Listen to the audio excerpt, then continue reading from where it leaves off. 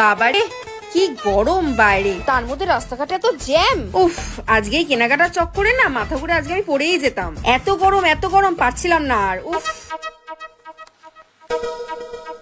তুমি এত কেনাকাটা কিসের জন্য করেছো? পুজো তো এখনো অনেক দেরি, সামনে তো কারোর বিয়ে শাদিও নেই। এত জামা কাপড় কার জন্য? আরে কি হয়েছে, নিয়েছি তো। তুমি আদৌ জানো এগুলো আমি কার জন্য নিয়েছি? না, কার জন্য? এই যে এটা দেখছো, এটা আমাদের বাড়িতে যে বাসন মাজে তার জন্য।